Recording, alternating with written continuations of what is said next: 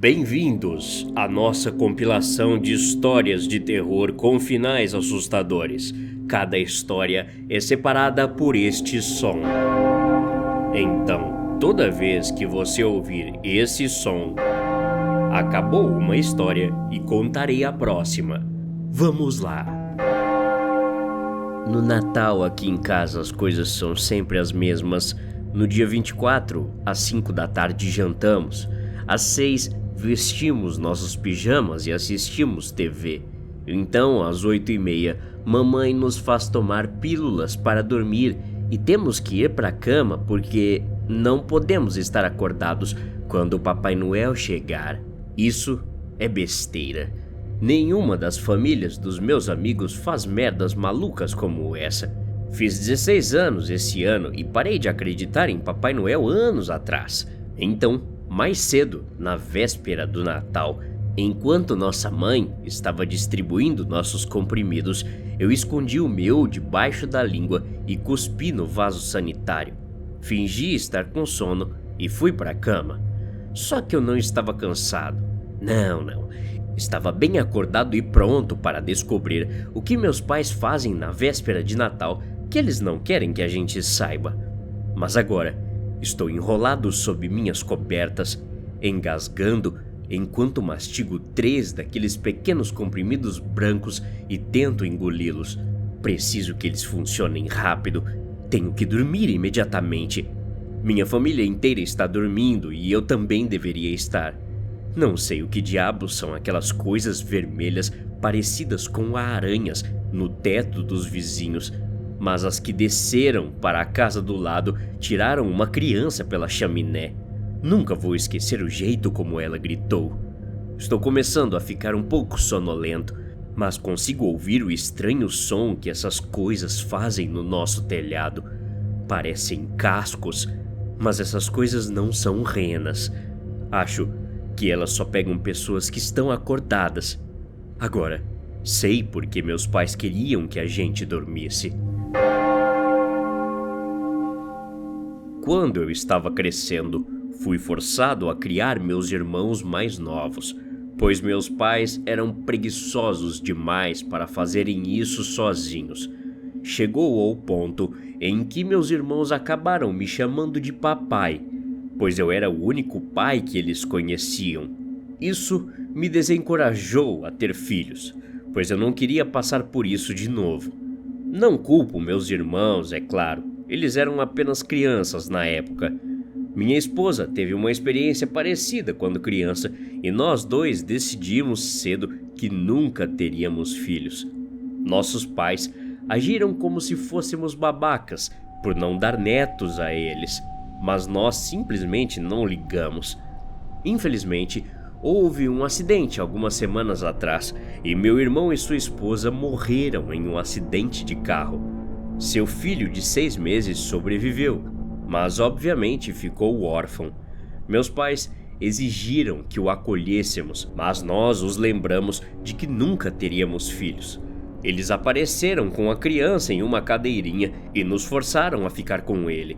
Eles nos disseram que se não deixássemos a criança ficar em nossa casa, seríamos rejeitados pela família para sempre. Algumas semanas depois, toda a minha família decidiu nos surpreender com uma festa para celebrar nossa paternidade. Eles chegaram na nossa casa e imediatamente tomaram conta de tudo. Meus pais continuaram pedindo para conhecer o neto deles e eu fui até o porão para pegá-lo. O rosto da minha mãe ficou pálido e ela começou a vomitar quando viu o cadáver da criança em decomposição, ainda sentado em sua cadeirinha. Eu argumentei que eles nos disseram para deixar a criança ficar aqui em casa, mas nunca disseram nada sobre cuidar dela. Depois disso, eles nunca mais mencionaram netos para nós, e eu usei minhas habilidades de empalhar animais para fazer do meu sobrinho um elemento permanente em nossa casa. Venho do futuro contar o dia em que a humanidade conheceu Deus. Ele veio de cima com um exército de soldados, pessoas boas mortas há muito tempo portadores do Evangelho Celestial e lindos anjos. Eu o vi, porque eu estava lá. Eu vi os céus se abrirem, uma luz dourada brilhando através das nuvens. Ela brilhava tão intensamente e tão elegantemente que me lembro de pensar que aquilo certamente devia ser obra de um Deus. Quem diria que eu estava certo?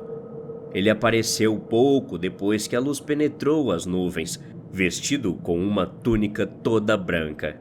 Parecia que ele queria que o mundo o abraçasse, sentisse sua presença. Lembro-me de ver pessoas caindo de joelhos.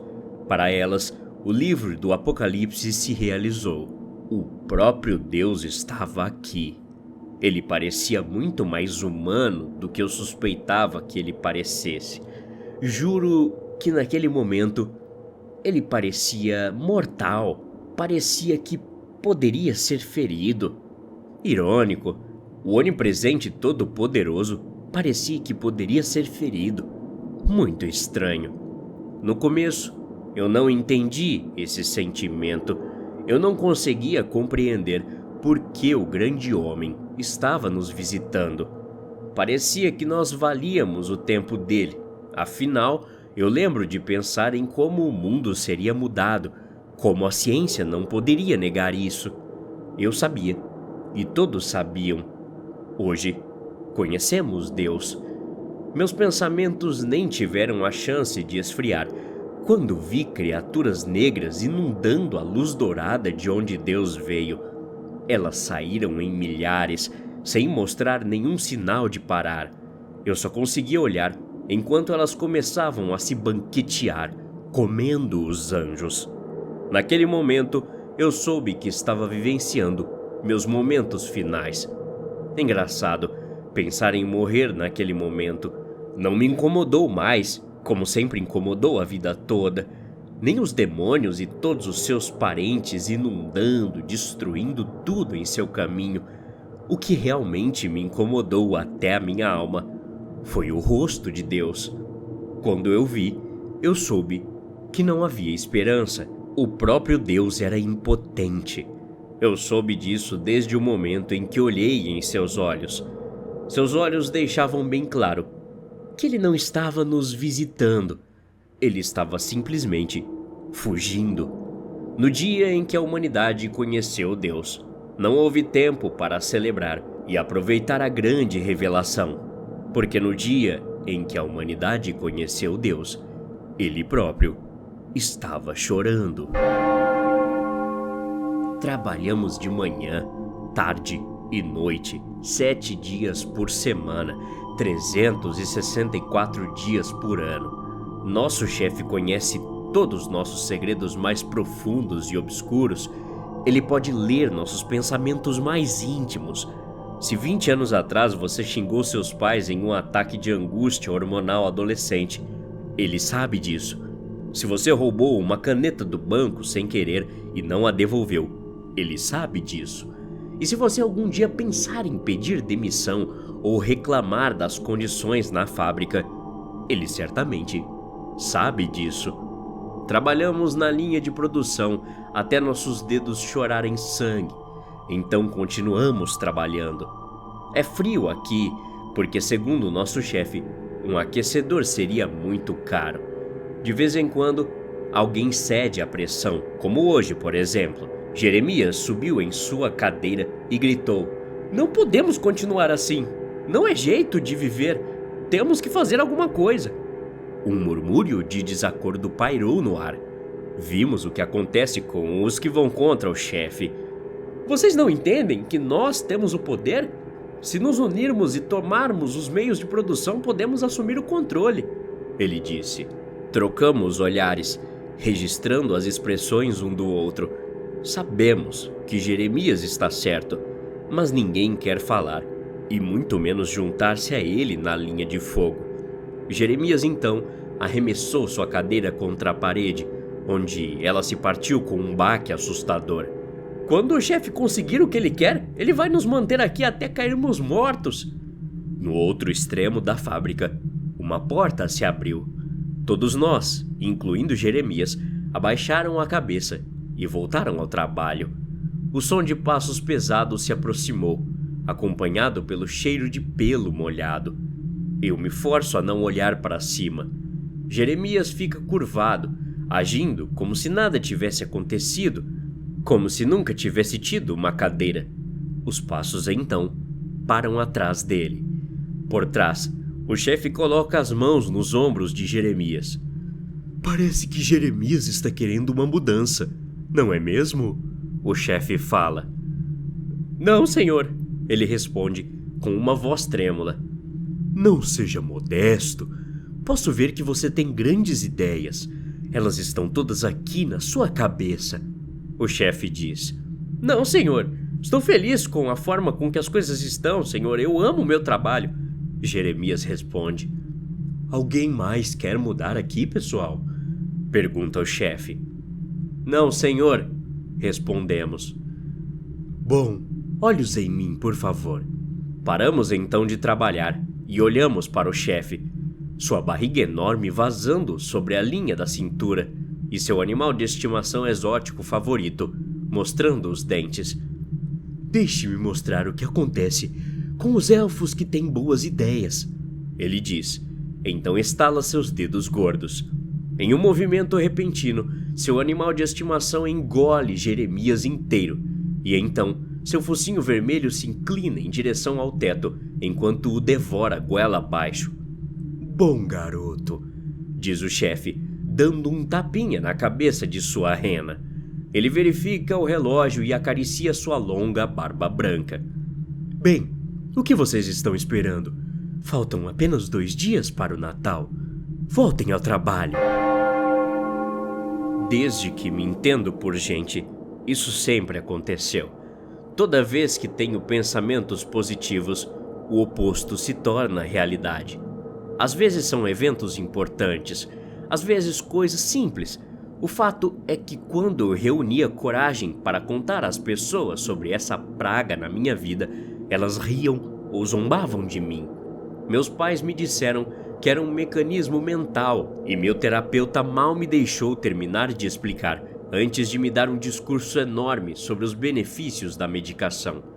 Fiz tudo o que pude para inibir pensamentos positivos ao longo dos anos, mas tudo falhou. Então, em mais uma noite sem dormir assistindo TV, o comercial de um palestrante motivacional apareceu.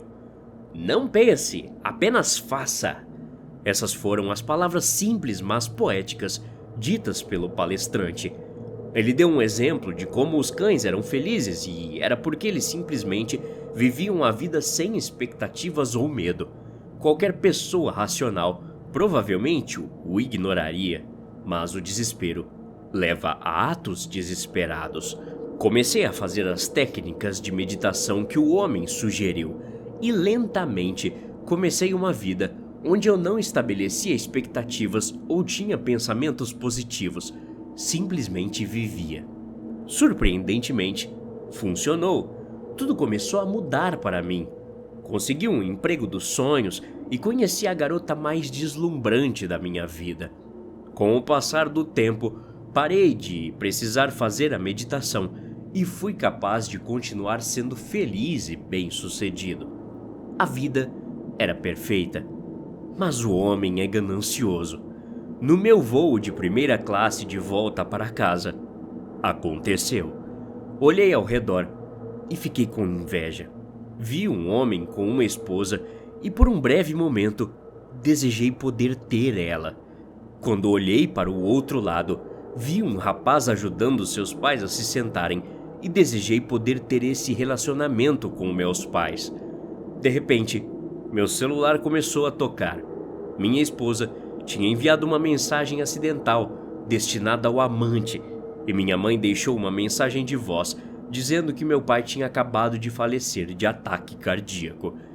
Enquanto o avião acelerava pela pista, eu abri um sorriso e virei minha taça de vinho. Desejei que minha esposa e o amante tivessem uma vida longa e feliz e que meu voo fosse seguro e tranquilo. Até a próxima. Obrigado.